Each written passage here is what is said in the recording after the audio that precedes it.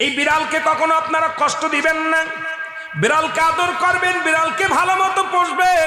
বিড়াল যদি কোনো জাতির জন্য দোয়া করে, কোনো গৃহস্থর জন্য দোয়া করে, ওই সংসারের মধ্যে উন্নতি শুরু হয়ে যায়। ওই সংসারের মধ্যে আর এক নাম্বার হলো, যে ঘরে বিড়াল থাকে সেই ঘরে জিন আসতে পারে না, জিন বাস করতে পারে না।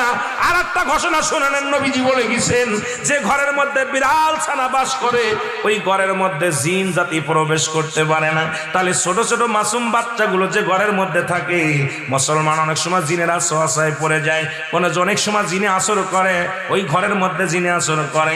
যে ঘরের মধ্যে বিড়ালকে আদর করে বিড়াল থাকে, ওই ঘরের মধ্যে বিলাই বিড়াল বিড়াল বিলাই বিলাই, এইটা যার ঘরের মধ্যে আছে এই ঘরের মধ্যে দুষ্ট জিনেরা আসতে পারে না। জোরে জোরে চিল্লায়া বলা যাবে না মারহাবা।